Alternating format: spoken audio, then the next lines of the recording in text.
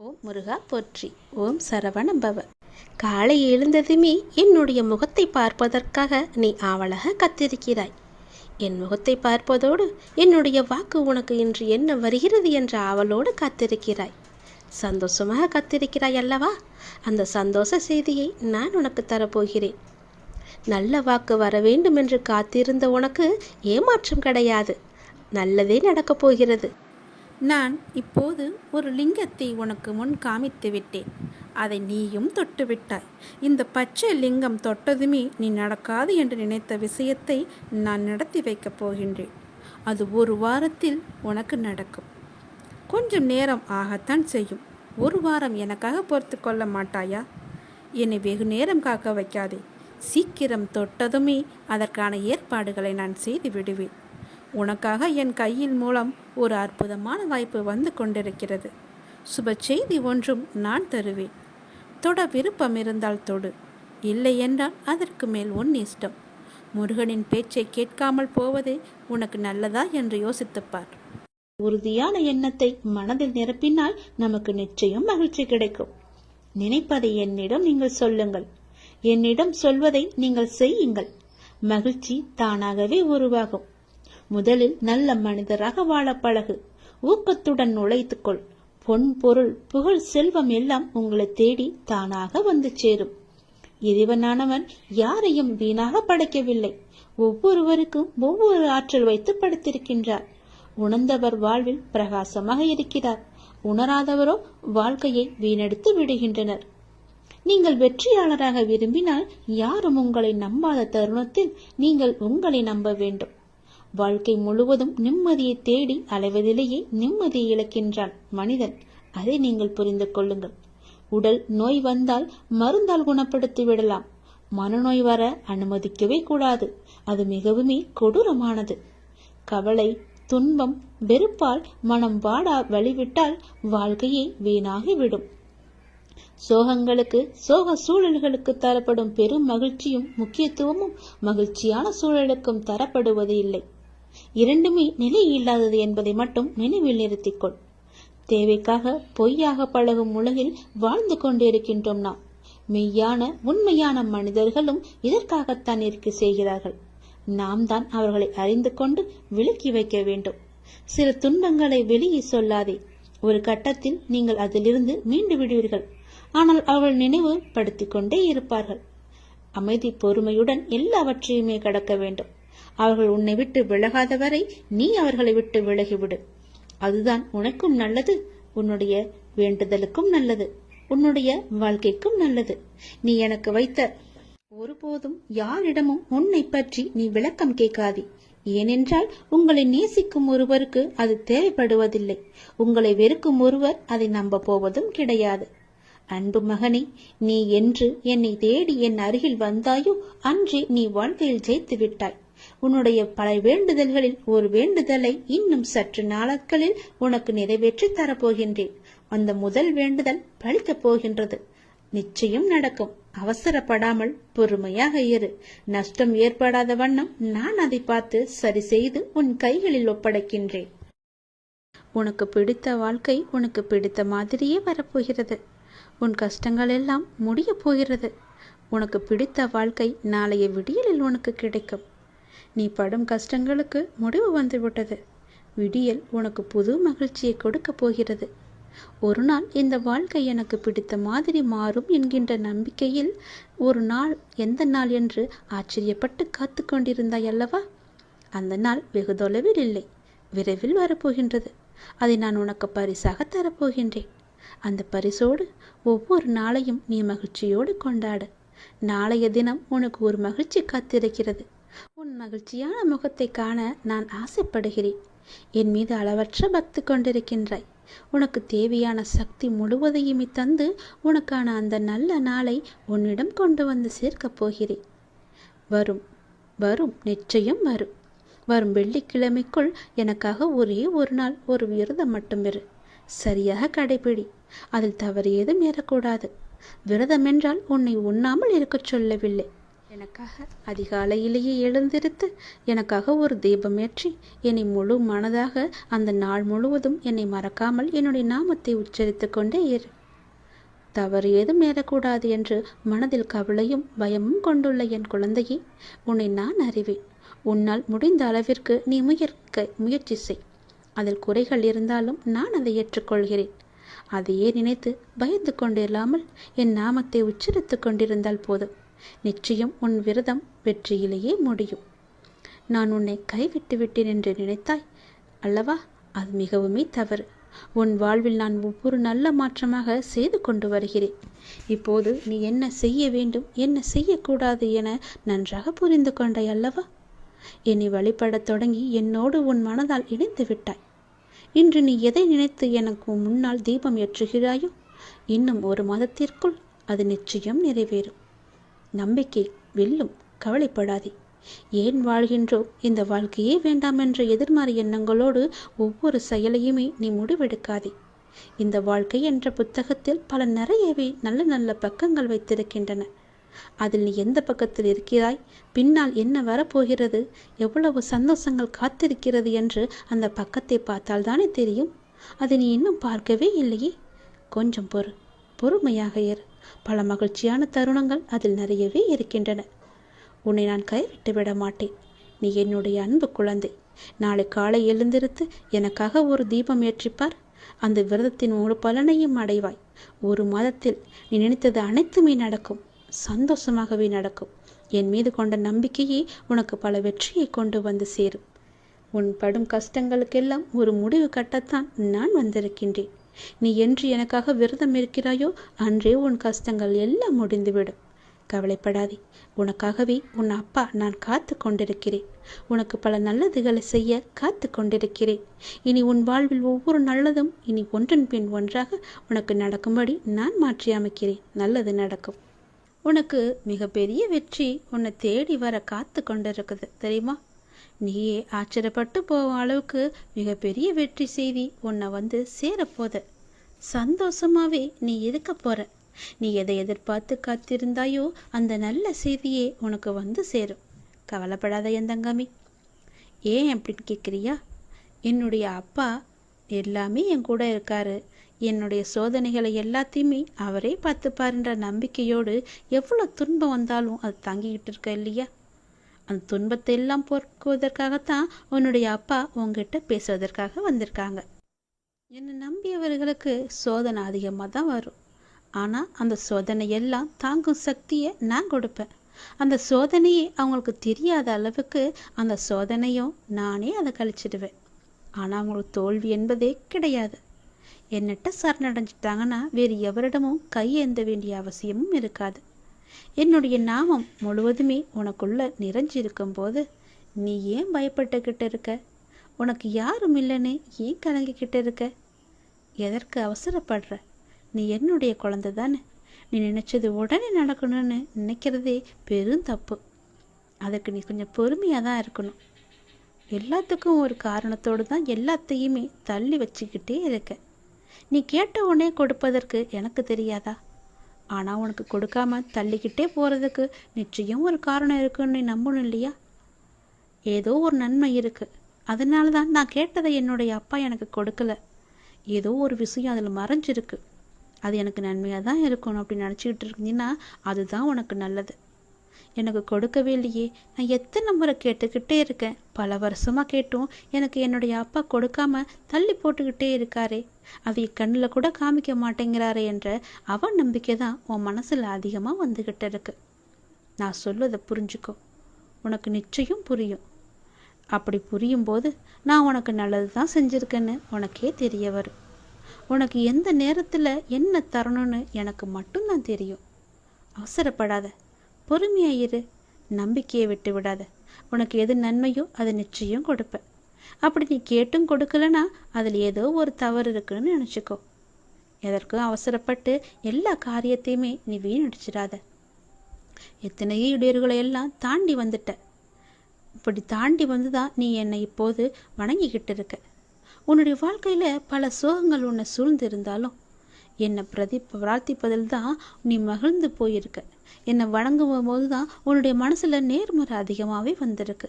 அப்படி நேர்மறை அதிகமாக வந்துருச்சுன்னா உன்னுடைய வாழ்க்கையில் மகிழ்ச்சி தானாக வந்துடும் இல்லையா? நீ என்னை வணங்கும் போது எத்தனையோ மகிழ்ச்சியான விஷயத்தை எல்லாம் நீ பார்த்துருப்ப, அனுபவிச்சிருப்ப. நானே அதை உனக்கு தந்தும் இருப்பேன். அப்படி தானே? கவலைப்படாத.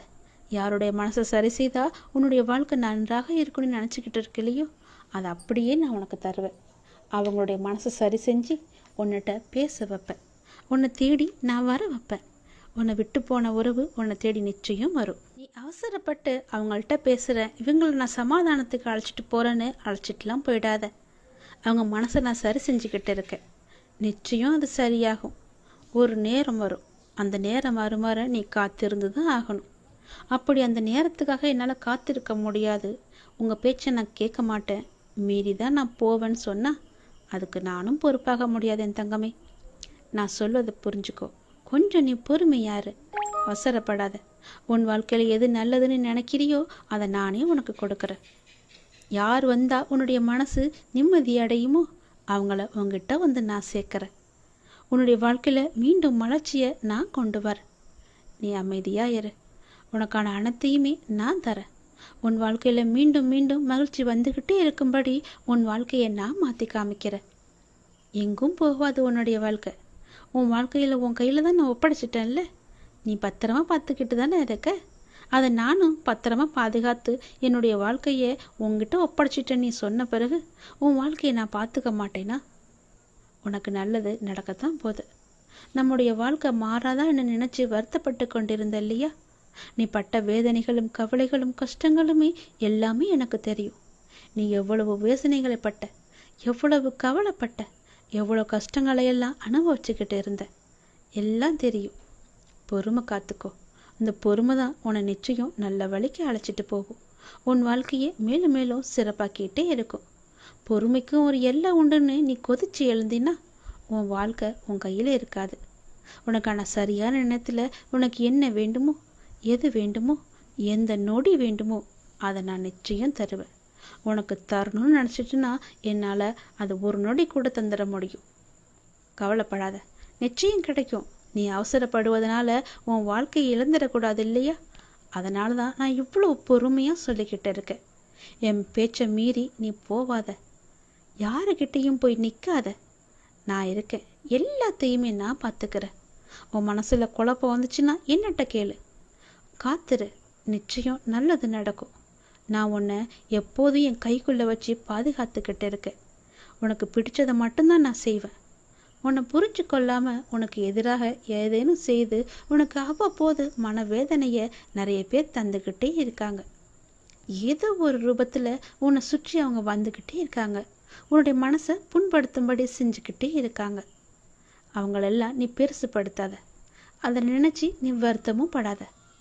அவங்க உன்னை புரிஞ்சுக்கிட்டாலும் பரவாயில்ல, புரிஞ்சு கொள்ளாவிட்டாலும் பரவாயில்ல. நான் உன்னை பார்த்துக்கிட்டு இருக்கேன். உன்னை பற்றி எனக்கு நல்லா தெரியும். உன்னை பற்றி உனக்கு முதல்ல நல்லா தெரியும். உன்னையும் என்னையும் மட்டும் நீ நம்ப. பிற யார் என்ன சொன்னால் உனக்கு என்ன கவலை? எதையுமே நீ காதில் வாங்காதன்னு தான் நான் சொல்கிறேன். உன்னுடைய நல்ல மனம் எது எப்படி இருக்குது என்று எனக்கு மட்டும் தெரியும். நான் என்னும் அகங்காரத்தில் இருப்பவங்க ஒரு நாள் அதை நான் உணர்ந்து உன்கிட்ட வந்து அவங்களோட தவறுகளை எல்லாவற்றையுமே கூறி உன்கிட்ட நிச்சயம் மன்னிப்பு கேட்பாங்க. அது வரைக்கும் நீ பொறுமையாக இரு. நல்ல காரியங்களை நீ தொடர்ந்து செய்து கொண்டே வா. எதற்காகவும் அதை விட்டு விடாத. எதற்காகவும் நீ கலங்கவும் செய்யாத. நீ செய்யும் நல்ல காரியங்கள் தான் உனக்கு கை தூக்கி விட போகுது. உன் வாழ்க்கையில் ஒரு நல்ல திருப்பு முனையாக அது இருக்க போகுது. தொடர்ந்து நல்ல காரியங்களை நீ செய்து கொண்டே வா. உனக்கு நல்லது நடக்கும்படி நான் எல்லாத்தையும் நினச்சி மாற்றி காமிக்கிறேன். நீ நினச்சது உடனே நடக்கணும் மட்டும் நினச்சிக்கிட்டு என்கிட்ட நீ வராத. புரியுதா? என்ன அப்பா என்கிட்ட இப்படி கோவப்படுறாருன்னு நீ என்ன நினச்சாலும் பரவாயில்ல. அதை பற்றி எனக்கு கவலையும் கிடையாது. உன்கிட்ட நான் பல முறை சொல்லிட்டேன், பொறுமையாயிரு பொறுமையாயிருன்னு. அந்த பொறுமை உன்கிட்ட இல்லைன்னா நான் என்ன தான் செய்ய முடியும்? எத்தனை முறை சொன்னாலும் நான் காதில் வாங்க மாட்டேன். நான் இஷ்டப்படி தான் இருப்பேன்னா வேறு ஒன்றும் என்னால் செய்ய முடியாது. நீ பார்த்துக்கோ. உன்னுடைய வாழ்க்கையை நீயே பார்த்துக்கோ. நான் சொல்கிறத சொல்லிட்டேன். உன்னுடைய நம்பிக்கை எப்படி என்கிட்ட இருக்கோ அதன்படி தான் நானும் உனக்கு செய்வேன். பிறகு வந்து என்னை எங்கள் அப்பா பார்த்துக்கவே இல்லை, நான் சொன்னதை கேட்கவே இல்லை, எனக்கு வேண்டுதலை நிறைவேற்ற கொடுக்கலன்னு என்கிட்ட வந்து நீ புலம்பக்கூடாது. புரியுதா? நான் கொஞ்சம் கண்டிப்பாக தான் பேசுவேன். நான் என்னை நம்பி வந்துட்டாங்கன்னா அவங்களுக்கு சோதனை தருவேன். அந்த சோதனைகளையெல்லாம் அவங்க தாங்குகிற சக்தி அவங்களுக்கு இருக்கா, அந்த சோதனையிலையும் என் மேலே நம்பிக்கை அவங்க வச்சுருக்காங்களான்னு ஒரு பரீட்சை வச்சு பார்ப்பேன். அந்த பரீட்சையில் அவங்க ஜெயிச்சிட்டாங்கன்னா நிச்சயம் என்னுடைய லீலைகள் எல்லாமே அவங்களுக்கு தெரிய வரும். வேறு யார்கிட்டமும் கையேந்தப்படிய முடியாத அளவுக்கு அவங்களுக்கு எல்லா தேவையுமே நான் நிறைவேற்றி தருவேன். நமக்கு இருக்கிற சொந்தம் நமக்கு எதற்கு? நமக்கு தான் எல்லாமே இருக்கே. நாம் கொடுத்தது எல்லாமே நமக்கு திரும்ப வரணும்னு நினைக்காத. யாருக்கு நம்ம எந்த ஒரு உதவி செஞ்சாலும் பிரதிபலன் எதிர்பார்க்காம செய்யணும்னு சொல்லுவாங்க இல்லையா? அப்படி உன்னுடைய கடமை, உன்னுடைய தேவை எல்லாவற்றையுமே எனக்கு தெரியும். நீ யாருக்கு செஞ்சாலும் எந்த ஒரு பிரதிபலனும் எதிர்பார்க்காம செஞ்சுட்டு வா. நானும் அப்படிதான். நான் உனக்கு செய்யறதுக்காக உங்ககிட்ட தட்சணையோ வேற எதுவுமே நான் கேட்க மாட்டேன். என் மேலே நம்பிக்கை மட்டும் வையின்னு தான் நான் சொல்கிறேன். நம்பிக்கையை என்கிட்டருந்து நீ எடுத்துடு.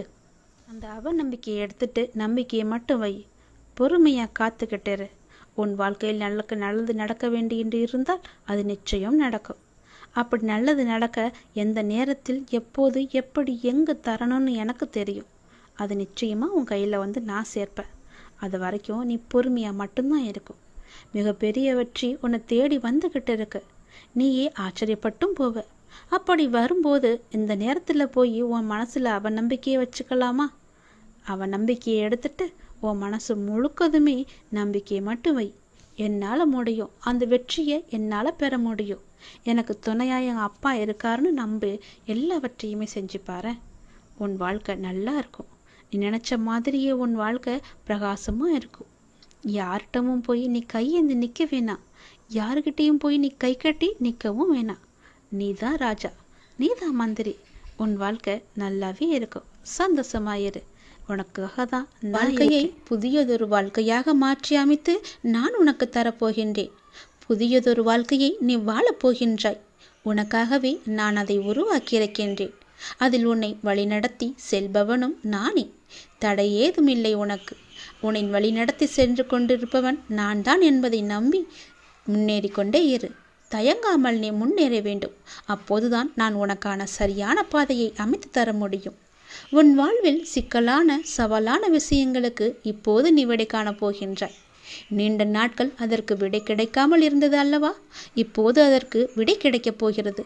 உனக்கு ஆலோசனை தருவதற்கும் சரியான மனிதர்கள் இல்லாமல் இருக்கின்றாய் அல்லவா?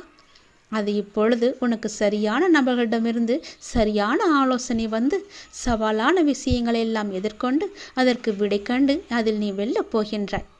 தைரியமாக இரு. உனக்கு நான் இருக்கின்றேன். நானே கூட அந்த ரூபத்தில் வரலாம். உனக்கு எல்லா உதவிகளையும் நானே செய்கின்றேன். உன்னை நான் அனுப்பியிருக்கும் நபர் கூட உனக்கு உதவிகள் செய்வதற்காகத்தான் உன்னை நோக்கி வந்து கொண்டிருக்கின்றார். அவரை நீ அலட்சியம் செய்யாதே. அது நானாக கூட இருக்கலாம் அல்லவா? உனக்கு உதவிகள் நிச்சயம் வந்து சேரும். அதுவும் உனக்கு சரியான நேரத்தில் வந்து சேரும். உனக்கான சரியான தீர்வை சரியான நபர்கள் மூலம் உன்னிடம் நான் கொண்டு வந்து சேர்ப்பேன். உனக்கு நல்லது மட்டுமே நடக்கும். உனக்கு நல்ல தீர்வை நான் வழங்குகின்றேன். நீ முகமலரும் நிகழ்வொன்று நடக்கப் போகின்றது. கண்ணீர்தான் வற்றி விட்டதே, அழுது அழுது என்று கவலையோடு இருந்தையல்லவா? இனி புன்னகை மலையில் நீ நனையப் போகின்றாய். நீ அழுவது இந்த வாழ்க்கையில் சாத்தியம் என்றால் நீ மகிழ்ச்சியாக இருக்கப் போவதும் சாத்தியமே. இதுவும் சத்தியமே. நான் இருக்கிறேன். நீ பயமின்றி இரு. நான் உன்னை பலமுறை என் ஆலயத்திற்கு வா, ஒரே ஒரு முறை வந்து என்னை பார்த்து விட்டு போயென்று பலமுறை நான் உன்னிடம் கூறிவிட்டேன். நீயோ வருவதற்கான ஏற்பாடுகளையெல்லாம் செய்தாய். ஏதோ ஒரு வகையில் அது தடுத்து கொண்டே போனதல்லவா? இனி அது நடக்காது. இந்த வருடம் நீ என்னை வந்து கண்டிப்பாகவே பார்க்கப் போகின்றாய். என்னை தரிசித்து விட வேண்டும் என்ற உன் தீராத ஆசை நிறைவேறப் போகிறது. நிச்சயம் அது நிறைவேறும். நீ என்னிடம் பிரார்த்தித்தபடியே நான் உனக்கு விரைவாகவே தரிசனம் தரப்போகிறேன். நீயே என்னை வந்து கண் குளிர பார்க்கப் போகின்றாய். நின்று நிதானமாக பார்த்து கண்ணீர் விட்டு கதறப் போகின்றாய். நான் உன்னை பார்த்து விட்டேன் அப்பா என்ற மகிழ்ச்சியில் நீ துள்ளி குதிக்கப் போகின்றாய். நல்லவர்கள் கஷ்டப்படுவார்கள், கெட்டவர்கள் சந்தோஷமாக இருக்கிறார்கள் என்று நீ வருத்தாதே. எல்லாம் கர்ம வினையே காரணம். உன் கர்மாக்கள் எல்லாம் முடிந்து விட்டன. அதனால்தான் இந்த வருடம் நீ என்னை காண வரப்போகின்றாய். கர்மாவே இத்தனை நாட்கள் உன்னை வரவிடாமல் தடுத்து நிறுத்தியது. அதனால் எல்லா கர்மாக்களையும் சென்ற வருடத்தோடு நான் உனக்கு முடித்து விட்டேன். இனி உன் வாழ்வில் நல்லது மட்டுமே நடக்கப் போகின்றது. அதற்கான சிறந்த அறிகுறியாக நீ என்னை வந்து தரிசிக்கப் போகிறாய். நான் உனக்கு ஆசிகள் வழங்கப் போகிறேன். என் அன்பும் ஆசியும் ஆசீர்வாதம் எப்பொழுதுமே உனக்கு இருக்கப் போகிறது. நிலையான வருமானத்தை நான் உனக்கு தரப்போகின்றேன். தகுந்த வெகுமதிகளை நான் உனக்கு அள்ளி அள்ளி தரப்போகின்றேன். எல்லாவற்றிற்கும் காலம் வரும்போது அந்த கடவுள் உனக்கு பதில் சொல்வார் என்று சொன்னேன் அல்லவா? அது இதுதான். உன் முகம் வாடி இருப்பதை பார்த்து உடனே வந்தேன். உன்னை விட்டு நான் போகவே மாட்டேன். என் அன்பு குழந்தையே, உன்னை விட்டு நான் எங்கு செல்லப் போகின்றேன்? உன் மனதில் ஏன் இந்த பயம்?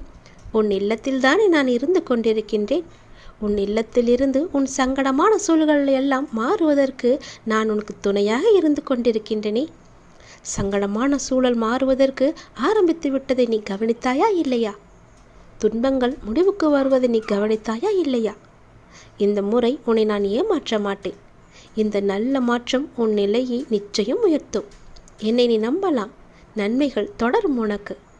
உனக்கு உடன் இருப்பவர்களால் நல்லது மட்டுமே நடக்கும்படி நான் அவர்களை மாற்றி வைத்திருக்கின்றேன். ஏனென்றால் அவர்களுடைய எண்ணமானது உனக்கு துன்பம் தருவதாக இருந்தது. அவர்களை தூரத்தில் வைத்தே உன்னை பழகச் சொன்னேன். ஆனால் அது உன்னால் முடியவில்லை. தூரத்தில் உள்ளவர்களாலும் ஆதரவு உண்டு, ஆதாயமும் உண்டு என்றபடி அவர்களை நான் வைத்திருக்கின்றேன். கலங்காதே. உனக்கு கிடைக்க வேண்டிய உதவிகள் எல்லாம் உன் கைக்கு வந்து கிடைக்கப் போகிறது. உன்னுடைய பொருளாதாரம் முன்னேற்றம் அடையப் போகின்றது. நீ என்னுடைய நாமத்தை ஜபித்து கொண்டே இருக்கின்றாய் அல்லவா? எந்த நேரம் பார்த்தாலும் என்னுடைய நாமமே உன் நாவில் இருக்கின்றது. என்னை நினைத்து தியானமோ நேரம் கிடைக்கும் போதெல்லாம் எனது பெயரை நீ உச்சரித்து கொண்டிருப்பதால் நான் உன்னை தேடி உன் இல்லத்திற்கே வந்து உன்னை காப்பாற்ற வந்துவிட்டேன். உன் வாழ்க்கை தரத்தை உயர்த்த வந்துவிட்டேன். உன் லட்சியம் எது என்று அறிந்து அதை நிறைவேற்ற வந்துவிட்டேன். உன் கடன் பிரச்சனையை தீர்க்க வந்துவிட்டேன். உன்னுடைய குணத்தை நான் சரியாக புரிந்து கொண்டதால் உனக்கு அவ்வப்போது என்ன தேவை என்பதை அறிந்து உன் தேவையை நிறைவேற்ற வந்துவிட்டேன். உன்னுடைய வாழ்க்கையில் இல்லை என்ற சொல்லை இல்லாத அளவுக்கு உன் வாழ்க்கையை நான் உயர்த்தி காமிக்கப் போகின்றேன். உன்னுடைய அப்பா நான் உன் அருகிலேயே என்றுமே இருப்பேன். கவலைப்படாதே. எல்லா நாளும் இனி நல்ல நாளாக இருக்கும். உனக்கு சந்தோஷ செய்தியோடு நீ ஒவ்வொரு நாளையுமே தொடங்கப் போகிறாய். நான் உன்னை ஒருபோதும் கைவிட விட மாட்டேன். உனக்கு ஐயமே வேண்டாம். நீ என்னை அழைத்தாய், ஞாபகம் இருக்கிறதா? எப்போது என்று ஞாபகம் இருக்கிறதா? நீ அழைத்ததால் தான் நான் வந்தேன் உன் வீட்டிற்கு. உன் மனம் கலக்கமாக இருந்ததால் உன்னை காண வந்தேன். இது ஒன்றும் உன் வாழ்வின் முடிவு அல்ல. இதுவே உன் வாழ்வின் ஒரு அங்கம். இதுவே ஒரு தொடக்கம். இந்த நிலை நிச்சயம் மாறும். நான் இருக்கின்றேன். கவலையே படாதே.